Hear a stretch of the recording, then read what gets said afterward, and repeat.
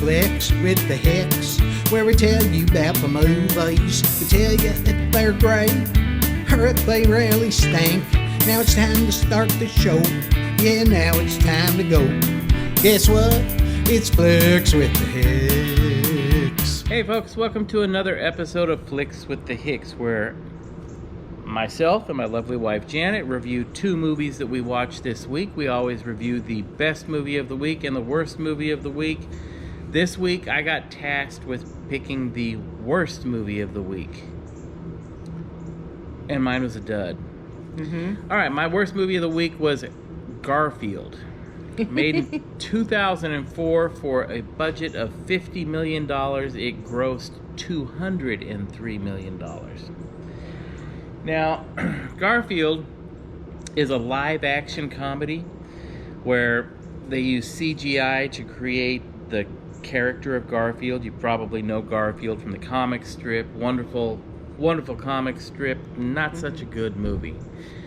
Garfield was kind of a cartoony-looking character, cat, in the film. The other animals were real animals. The movie stars Breckin Meyer, Jennifer Love Hewitt, and Bill Murray. Bill Murray plays Garfield. So I had high hopes for this film because I like Bill Murray. I don't know anybody that doesn't like Bill Murray. He's just a funny guy. So, but this movie is like every other animal, cat, dog movie we see. Garfield is the lazy, fat, overweight cat sarcastic, that wants all the attention. And his nemesis is Odie, which is the dog, which is kind of a dim-witted dog but lovable. And Garfield plots to get rid of Odie, and he does get rid of Odie, and then he starts feeling bad about it, and so he decides, I gotta go save Odie, I gotta get Odie back. And that's pretty much what this film is about, although there is a love interest between Breckin Meyer and Jennifer Love Hewitt, where Jennifer Love Hewitt is a veterinarian. Breckin Meyer is Garfield and Odie's owner. And so if you think about it, though, almost every animal movie that we see where somebody's one lost. animal, one of the animals gets lost, or the main character gets lost, and it's either a whole family chasing them, or a guy and his girlfriend trying to hunt them down.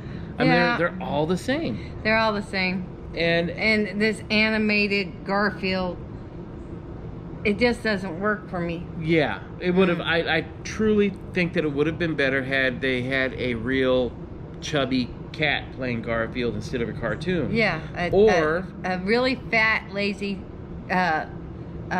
orange tabby. Yeah, or have the entire film be a comic strip, or a caricature of a movie, rather than having it live action with animation, a cartoon inside of it. To me, if I was a kid, 7, 8, 9 years old, I probably would have enjoyed it. I don't know. It gets slow in places. Yeah, it does. It really does, and that's not going to keep a kid's attention because it isn't a cartoon. Well, but it's not. There's nothing wow about it. That's why I don't think the kids would even really. Yeah. I mean, they all went to the theater to see it with great expectations, but I bet they didn't watch it again. Yeah, I guess. Now, the film to me was just kind of bland. It wasn't funny. There was a couple funny places where I kind of giggled a little bit, but I knew how it was going to end from the start. And to me, it was like every other lost dog or cat movie that we've seen. It's the same thing. It's just a different face. I am sick and tired of watching movies about a lost dog or a lost cat. They're depressing. Yeah. I mean, they just are. Okay. We're animal lovers, and they are. Right, They are just. They're depressing. And to watch. if you lose an animal, it's nothing like what these people portray on movies. Nothing like that. You're going, You Man, don't see and the you don't heartbreak. see no cuss words or nothing. Yeah. So. Okay, but what do you rate 0 to 100, I would give this movie a very solid 30. I'm doing the same one. I said 30. I was thinking of 30. I said, okay, it's okay for kids. You know, and yeah, sure, Bill Murray, you know, played Garfield, you know, but for kids, fine, not for me. Yeah. No, I agree. All right. All right, so Janet got to pick the best movie of the week. Would you like to disclose what your movie was or is? You know what I'm talking Oh, about? I know exactly what you're doing. Disco Inferno. Anyway. Was that in the movie Disco Inferno? Yeah. Anyway. Okay, Saturday Night Fever, guys. Tony. 1977, you guys. All right.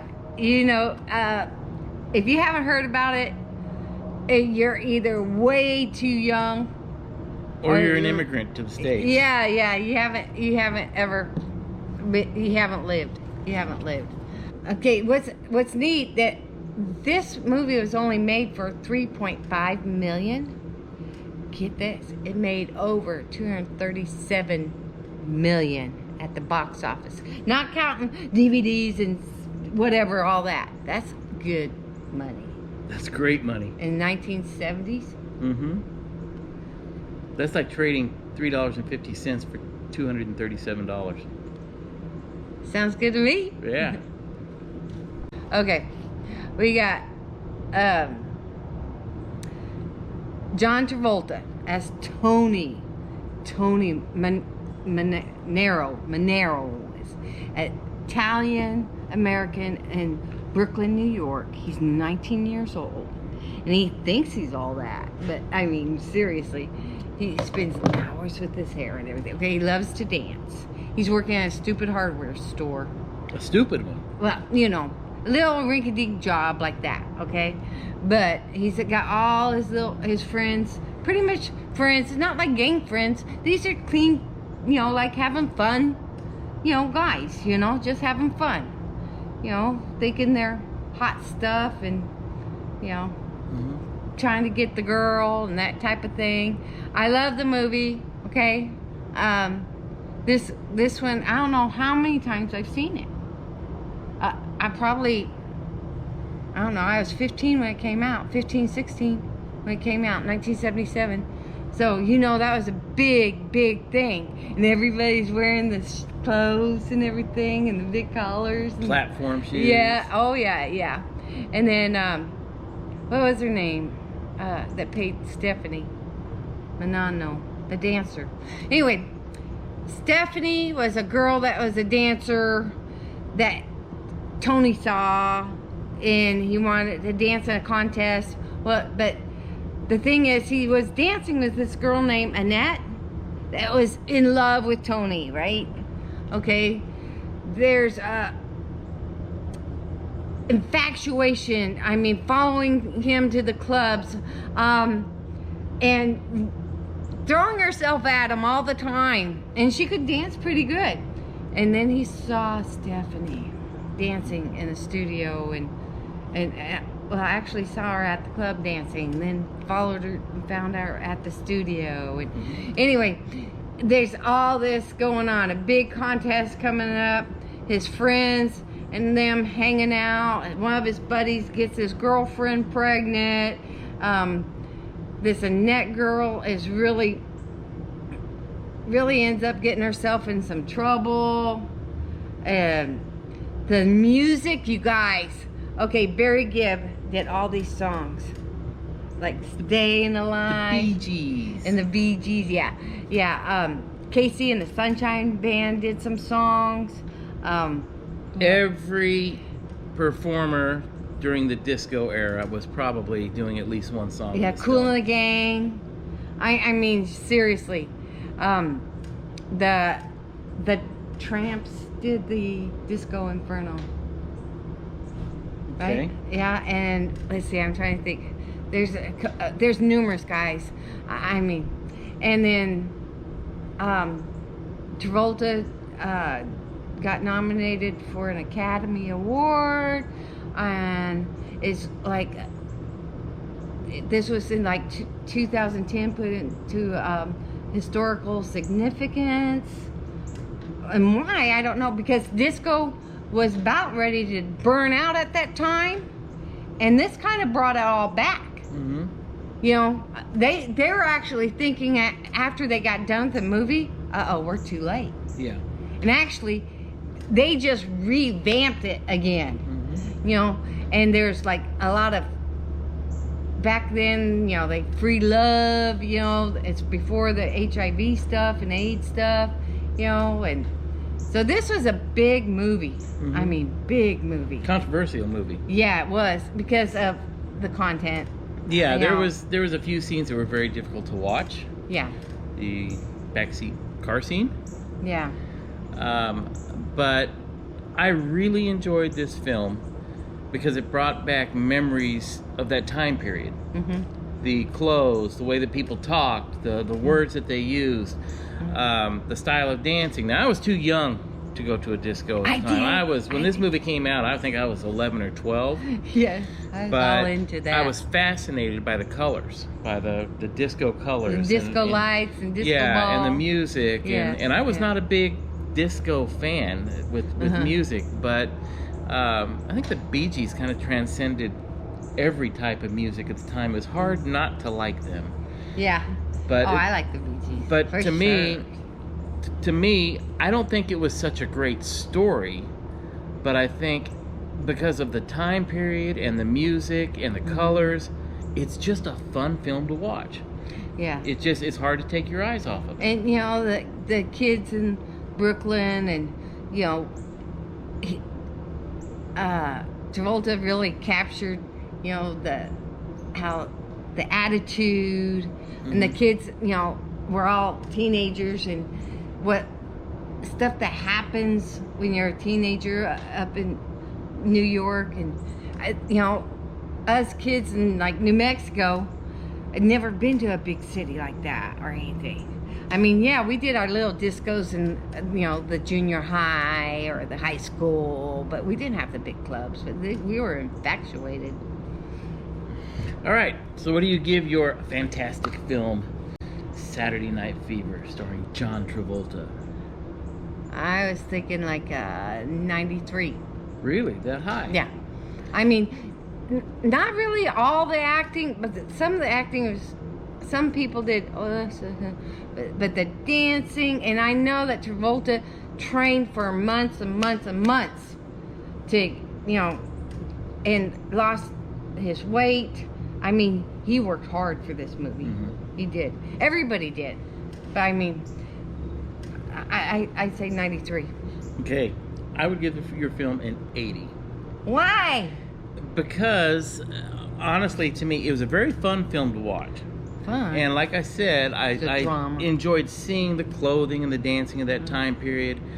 But to me, it wasn't a great film.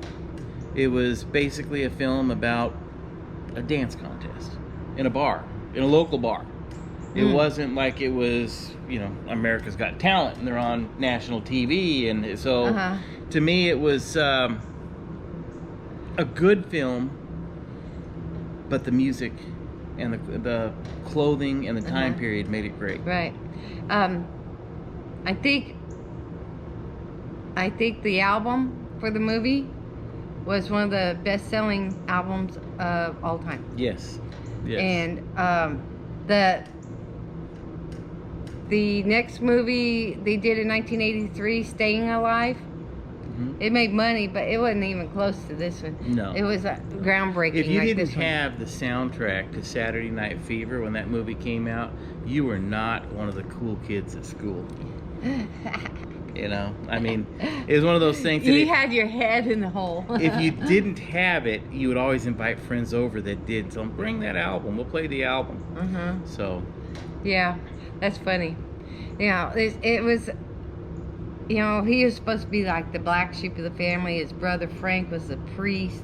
And, you know, it's like did the role as the, you know, trying to run away from all the family crap. Oh yeah, I still do think that Travolta's acting in that was one of the best roles that he's had. Yeah, he's good. He's 'Cause good. I usually don't care for Travolta too much as an actor. He was really good in that film. Yeah, he played the role perfectly. Yeah. All right, guys. Well, this is always fun. We spend a lot of time on the computer. We're watching movies. We're having a good time. We are researching stuff all the time, trying to find cool stuff to go see and share it with you. So, anyway, thanks for watching. You guys take care. And you have anything to say? No, go out and see a great film. Enjoy your family. And until next time, we'll see you soon. Bye-bye.